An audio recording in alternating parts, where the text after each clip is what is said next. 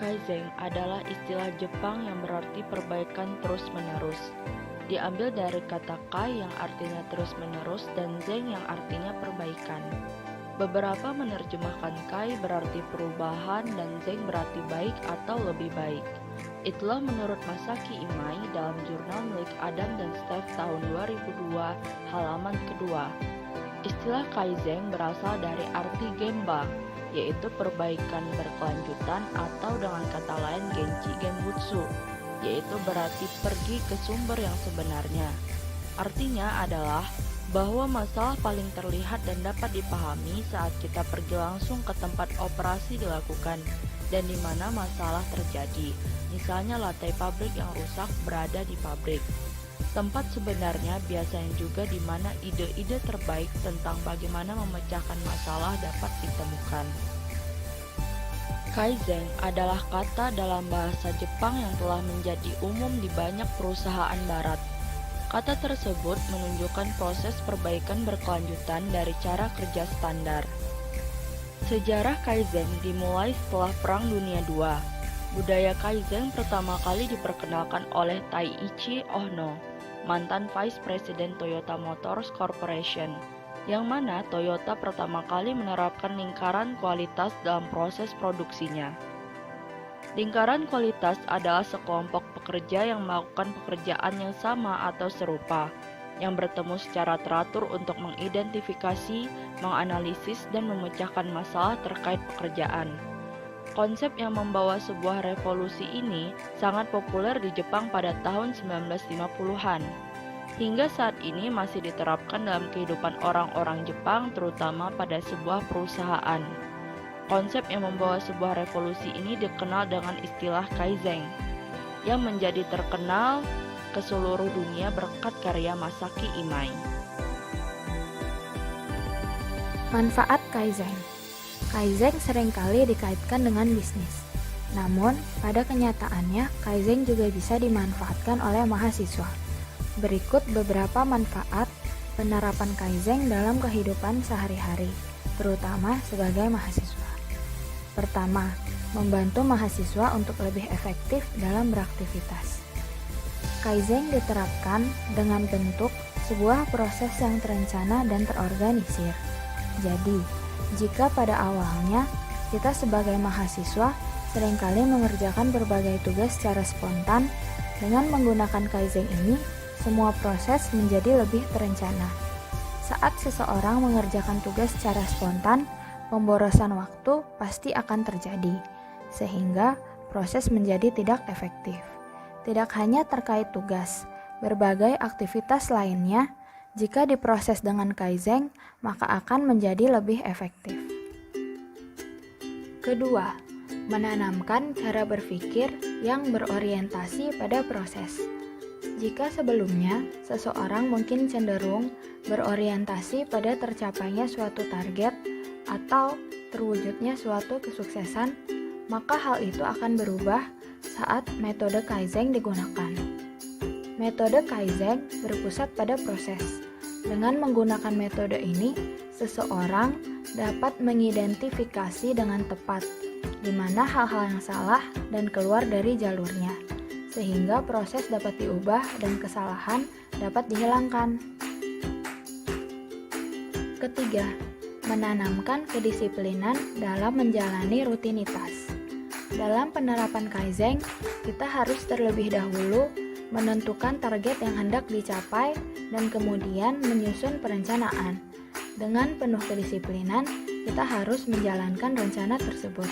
Jika sudah terbiasa menerapkan Kaizen, maka kedisiplinan akan tertanam dalam diri kita.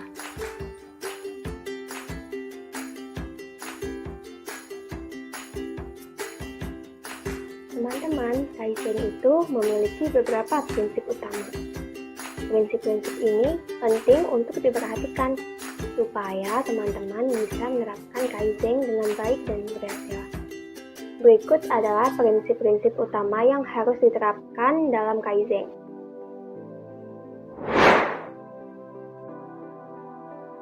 Satu, melakukan suatu proses sehingga dapat diulang dan diorganisir. 2. Berfokus pada kemampuan mengukur dan mengevaluasi kemajuan menggunakan data. 3. Membandingkan hasil dengan target. 4. Inovasi cara-cara baru untuk mencapai hasil. Teman-teman harus punya inovasi ya. Dan 5. Menanggapi perubahan keadaan dan mengembangkan metode kerja yang kita gunakan dari waktu ke waktu. Perlu diingat teman-teman bahwa inti dari Kaizen adalah hari ini harus lebih baik dari kemarin dan besok harus lebih baik dari hari ini. Selain itu juga lakukan 1% lebih baik setiap harinya.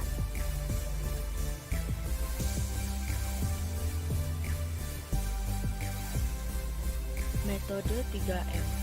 Metode 3M adalah metode yang paling sederhana yang bisa diterapkan dalam kehidupan sehari-hari dan mencakup ruang lingkup apapun. Metode 3M berasal dari mudah, murah, dan muri. Masing-masing dari konsep 3M tersebut memiliki arti tersendiri, yaitu mudah atau pemborosan. Dalam kehidupan sebagai mahasiswa, pemborosan rentan terjadi. Hal ini harus bisa kita hindari. Walaupun susah untuk dilakukan, kita bisa memulai dengan hal-hal yang sederhana. Seperti saat ada uang kembalian berbelanja, bisa kita tabung atau sisihkan sedikitnya, walaupun hanya Rp500. Ketika kita bisa melakukan hal ini secara terus-menerus, maka Rp500 tadi bisa menjadi Rp5 juta dalam beberapa waktu. Karena Kaizen mengajarkan perubahan yang perlahan-lahan, bukan perubahan instan. Selain pemborosan uang, ada juga pemborosan energi. Seperti yang kita ketahui sebagai mahasiswa yang tinggal di kos ataupun rumah, saat kita berada di kamar, usaha mengurangi penggunaan listrik, seperti mematikan AC saat sedang menggunakan kipas angin, atau mematikan komputer saat sudah selesai digunakan. Selain listrik, juga dalam penggunaan air, mematikan keran saat selesai menggunakan kamar mandi. Hal-hal sederhana seperti ini dapat membawa perubahan di kehidupan kita, dan hal-hal sederhana seperti ini juga yang Kaizen minta diterapkan dalam kehidupan sehari-hari. Selain itu, sebagai mahasiswa kita pastinya pernah melakukan belanja online. Jika kita sudah mulai kecanduan dengan belanja online, maka kita akan membeli barang yang sebenarnya kita tidak terlalu butuh. Belanja online juga menyebabkan pemborosan, dan Kaizen pemborosan akan mengganggu kehidupan sehari-hari kita karena kita tidak punya uang untuk sifat boros tersebut. Saat kita mengurangi atau bahkan menghilangkan sifat boros tersebut, maka kita bisa menyimpan uang untuk kebutuhan di masa depan. Murah artinya ketimpangan atau ketidakmerataan. Sebagai seorang mahasiswa, pasti beberapa di antara kita sering mengikuti organisasi kampus. Bahkan ada yang sampai menjadi petinggi dari organisasi tersebut. Dalam organisasi, Kaizen pun dapat kita terapkan. Misalnya dalam mengambil sebuah keputusan di organisasi, kita bisa menggunakan sistem Kaizen dengan cara mendengarkan semua pihak untuk mengungkapkan pendapatnya. Ajaran Kaizen sangat melarang mengenai ketidakmerataan, seperti kita hanya mendengarkan pihak-pihak senior di dalam sebuah organisasi, sedangkan pihak junior tidak diberi kesempatan untuk mengeluarkan pendapat. Lalu di contoh lain lagi, misalnya kita memiliki kedudukan tinggi dalam sebuah organisasi, lalu kita menggunakan jabatan tersebut semena-mena, hanya menerima teman-teman terdekat kita untuk menduduki organisasi tersebut, sedangkan banyak orang-orang yang berpotensi kita abaikan hanya karena mementingkan teman dekat tersebut. Itu juga termasuk dalam murah di organisasi untuk kehidupan mahasiswa. Selain itu, ada contoh lain. Kita dapat melihat kegiatan kita sehari-hari. Mungkin di antara kita terlalu banyak bermain smartphone sehingga lupa kewajiban kita sebagai mahasiswa, yaitu belajar sebaik mungkin. Hal ini menyebabkan ketidakimbangan dalam kegiatan kita sehari-hari. Sifat-sifat seperti itu jangan dikembangkan dalam kehidupan kita sebagai mahasiswa. Kita harus bisa menghilangkannya. Muri artinya beban yang berlebihan. Muri sebuah istilah dalam Kaizen yang sangat dekat dengan kehidupan mahasiswa. Banyak di antara kita yang mengabaikan istilah time is money. Contoh sederhananya saja dalam mengerjakan tugas kuliah, waktu dengan berbagai alasan, dikarenakan kita kalah dengan rasa malas. Akibatnya, tugas kita jadi menumpuk sehingga kita merasa kesulitan untuk mengerjakannya dan menyebabkan stres akibat dari beban yang berlebihan ini. Selain itu, ada juga contoh dalam kehidupan mahasiswa, seperti suka berhutang kepada teman atau kantin atau yang lainnya. Biasanya banyak di antara kita yang akan menunda pembayaran dan terus melakukan hutang tersebut. Ini merupakan sikap yang buruk. Ketika hutang kita sudah menumpuk, maka itu akan menjadi beban bagi diri kita sendiri. Bagaimana cara untuk membayar hutang-hutang tersebut? Hindarilah sikap seperti ini dan jadilah mahasiswa yang memiliki sikap dan menerapkan hidup dengan kaizen yang baik. Metode selanjutnya adalah metode 5S. Metode ini merupakan metode manajemen yang merupakan gabungan kata yang diambil dari bahasa Jepang, yaitu seiri, seitong, seiso, seiketsu, dan shitsuke. Atau dalam bahasa Indonesia dikenal dengan istilah metode 5R, yaitu ringkas, rapi, resik, rawat, dan rajin. Klasifikasi metode 5S yang pertama adalah seiri. Seiri merupakan suatu proses pemilihan barang yang masih layak dipergunakan dengan barang yang sudah tidak dapat dipergunakan, yang dilanjutkan dengan membuang barang yang sudah tidak dapat dipergunakan. Dalam melakukan proses seiri, seseorang tidak hanya melakukan pemilihan barang, melainkan harus menangani penyebab kotoran, membuang barang yang rusak, serta melakukan pembersihan. Di lingkungan mahasiswa, contoh penerapan seiri adalah dengan membersihkan meja belajar dari serpihan penghapus, memilah alat tulis yang masih bisa digunakan dengan yang tidak bisa digunakan, dan memilah buku yang masih bisa dipakai dengan yang sudah tidak dapat dipakai. Setelah itu, mahasiswa membuang barang-barang yang tidak dapat dipakai agar meja belajar kembali bersih. Setelah melakukan pemilahan, dilanjutkan dengan proses penataan atau seitong. Barang-barang yang masih bisa dipakai, ditata dan disusun dengan baik agar tidak berantakan. Manfaat dari melakukan seitong adalah efisiensi waktu.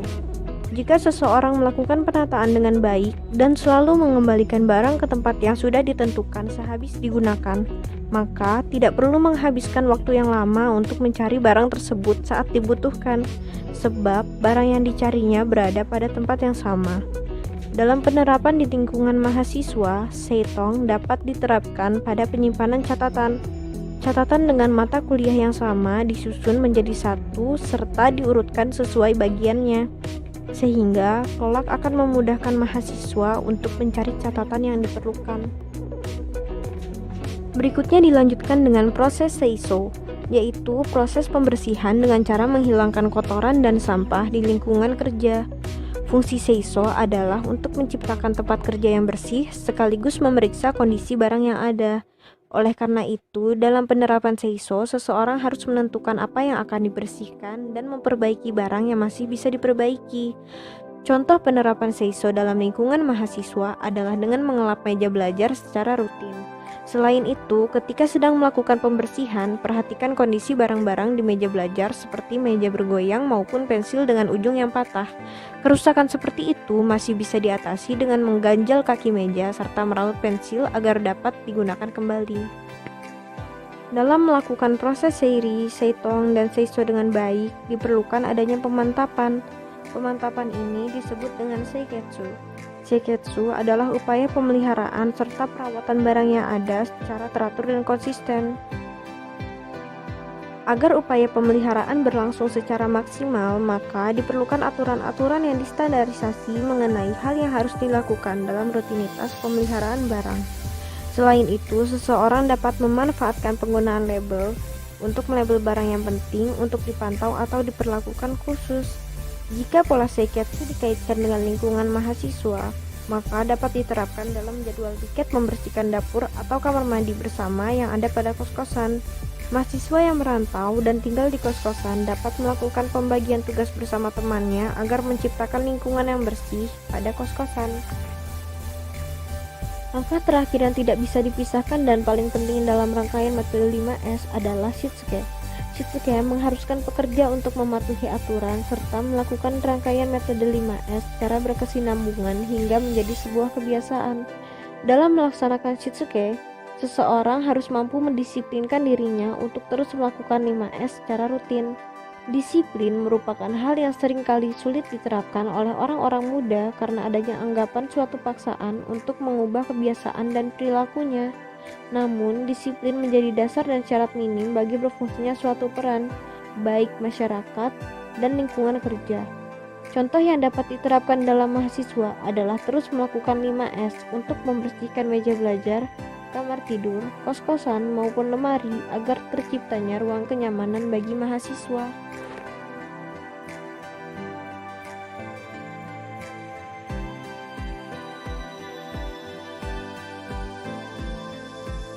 Selanjutnya kita akan mengenal tentang metode PDCA pada Kaizen.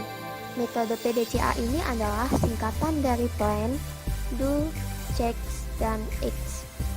Pada tahap PDCA yang pertama adalah Plan. Tahap ini kita harus mempersiapkan dan merancang apa saja yang akan kita lakukan.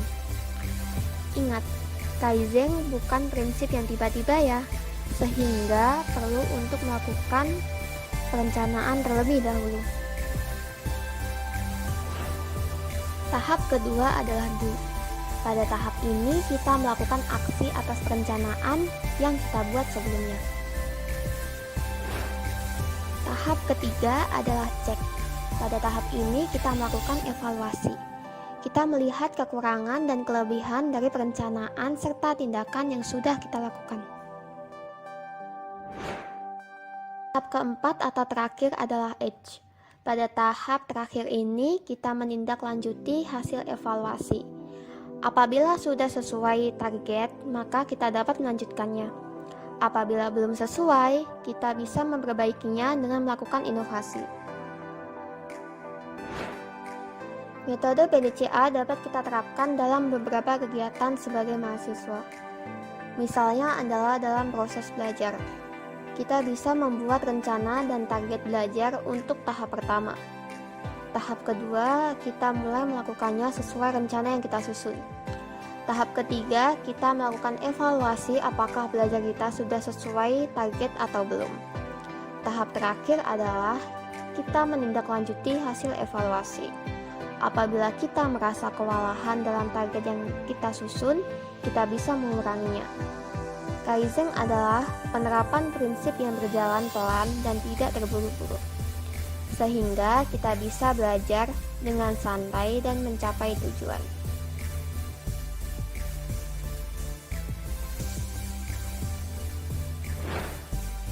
Selain dalam belajar, kita juga dapat menerapkan metode PDCA Kaizen ini untuk kegiatan organisasi atau kepanitiaan yang kita ikuti. Tahap pertama, kita biasanya akan membuat perencanaan dan proposal.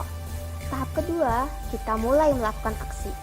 Tahap ketiga, kita mengevaluasi atas perencanaan yang sudah kita lakukan tadi.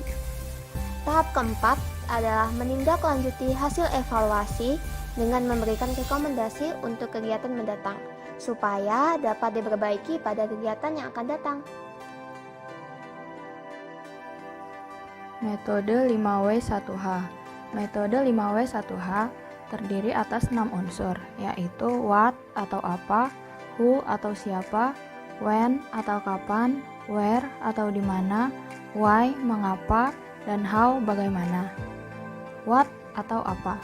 Unsur ini mempertanyakan inti dari suatu hal yang hendak kita analisis atau cari tahu. Pertanyaan yang dapat diajukan berupa apa permasalahan yang terjadi, apa yang harus dilakukan, apa permasalahan yang dialami. Why atau mengapa? Unsur ini mempertanyakan penyebab atau alasan dari terjadinya suatu hal. Pertanyaan yang dapat diajukan berupa mengapa target tersebut harus tercapai, mengapa harus segera diatasi, mengapa masalah ini terjadi, when atau kapan. Unsur ini mempertanyakan waktu terjadinya suatu hal. Pertanyaan yang dapat diajukan berupa kapan proses harus dimulai, kapan target harus tercapai, kapan permasalahan harus terselesaikan, where atau di mana. Unsur ini mempertanyakan lokasi atau tempat. Pertanyaan yang dapat diajukan berupa di mana proses harus dimulai, di mana permasalahan itu berasal, who atau siapa. Unsur ini mempertanyakan subjek atau pelaku. Pertanyaan yang dapat diajukan berupa, siapa yang akan mencapainya, siapa yang akan membantu dalam mencapainya, siapa yang dapat membantu, how atau bagaimana.